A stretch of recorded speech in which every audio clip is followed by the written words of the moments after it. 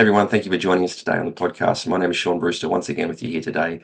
Today's topic is around dry needling, another very popular topic of ours that we often discuss on the podcast. And I thought I'd dive into it again today with a particular focus that I'm hoping a lot of dry needling practitioners will get a lot of use out of.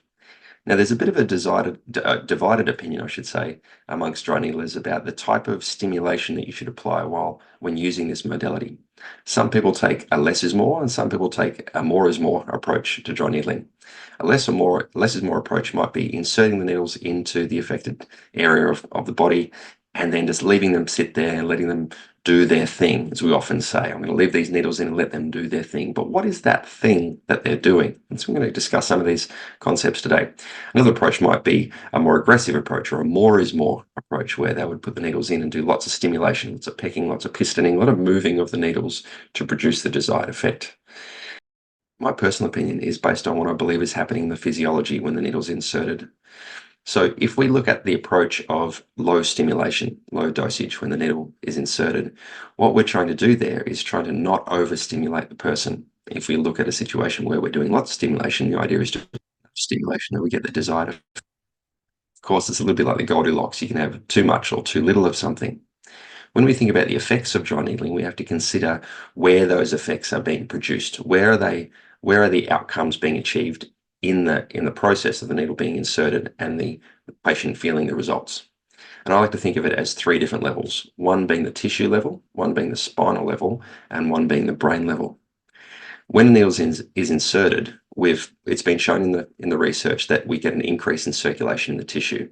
Now, part of this can be traced back to the micro trauma that's happening from the needle as it passes through the tissue. A local, even though it's a small inflammatory effect, we get an inflammatory effect, and we get an increase in circulation to the tissue. And as a result of that circulation, we get a change in the biochemical makeup of the trigger point, of the taut band, of the tissue environment. And as a result, we can get less nociception from that. So there's definitely a mechanical induced tissue-based effect that is a result of circulation happening at the tissue. At the level of the trigger point or the taut band that we're targeting with the needle, we also get some stimulation of different types of mechanoreceptors, sensory receptors that perceive specific types of contact, pressure, and so on. Those mechanoreceptors are stimulated by the needle and the pressure applied by the needle, and it sends information back up the sensory pathways to the spinal cord. And then at the spinal cord, that information is interpreted and we get a result. We get a result out the ventral part of the spinal cord, down producing a motor effect. We might get a reduction in muscle tone or an increase in muscle tone, depending on the type of stimulation we apply. But it's a spinal cord mediated response. Also happening at the spinal cord is the gate control idea, or the gate control theory, where we get a stimulation via a particular type of sensory nerve that gates the input from the nociceptors or the pain receptors at that particular area of the tissue. And so we get a closing of the gate and we get less nociception, less potential for pain as a result of that taut band, that trigger point, whatever it might be. So we have a tissue-based effect, we have a spinal cord-based effect, and we also get some of that stimulation passing up the spinal cord to the brain, to the somatosensory cortex, where our brain perceives something going on at the area where the needle's been inserted or where the pathology or where the lesion is. And then we get descending inhibitory control being sent back down, where we get impulses being passed back down the spinal cord to that level of the spinal cord passed back down the spinal cord to the level of the spinal cord where the information is coming in via those sensory nerves once again. And we get a release of endogenous opioids. And those endogenous opioids can dampen the nociceptive effect once again. So we're getting changes at the tissue, and highlight these points once again, changes at the tissue, which can reduce pain information or nociception being received via chemical stimulation at the tissue.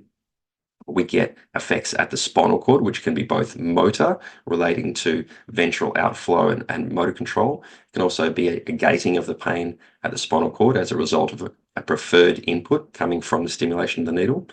And then we can also get descending inhibitory pathway being activated from the higher brain centers down back to that same level of the spinal cord, which then can also reduce the pain experience for the person. And so then we have to ask the question, then what kind of stimulation and how much is appropriate to achieve all of that?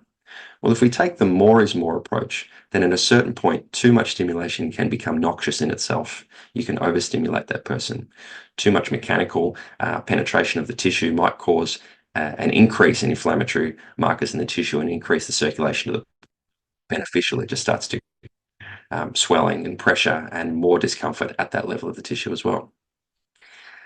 But if we were to leave the needle in situ, basically just leave it sitting there, when the needle's inserted, we often feel a bit of a sting, a bit of a dull ache eventually, and then nothing. It just kind of fades away. And so if we're inserting a needle and letting it do its thing in the tissue, it may be only doing its thing while it's receiving some sensory information. After we get the mechanical stimulation of the tissue, that micro trauma at the site of the tissue that we're targeting with the needle, everything that happens after that is a result of the nervous system, not the mechanical trauma anymore, unless we keep moving the needle. But we just said, if we keep moving the needle too much, then too much can become a bit of a problem. So it's a real fine balancing act, isn't it? When you think about it, I want to affect the tissue, I want to affect the spinal cord, and I want to have effects at the brain, which then are mediated back down to the spinal cord level so that we can have a change in sensation. So the stimulation needs to be relatively constant. Now, that doesn't mean keep on moving that needle, but the patient needs to experience some sensation from that needle.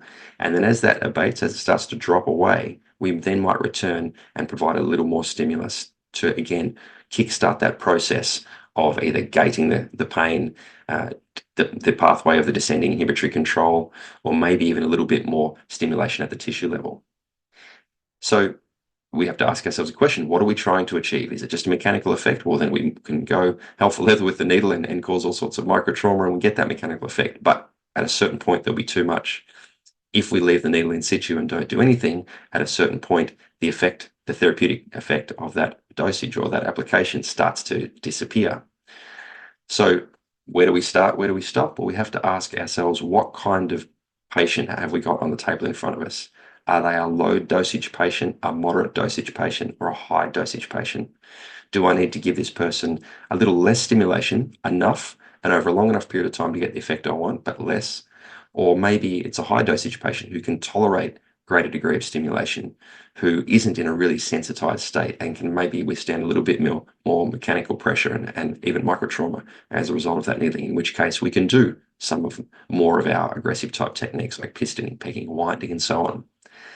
So it is a bit of a balancing act. We have to consider the patient, and at least in my belief, we should consider what are the mechanisms we're trying to achieve, those three different layers within the body, those three different mechanisms of effect, providing the appropriate stimulation that each one of those are being affected, are being perpetuated by the use of the needle, and maybe consider using less of this passive approach, because after the needle's inserted, if the patient can't feel anything, there's a pretty good chance it's not doing anything. Anyway, something to consider with regard to your dry needling applications.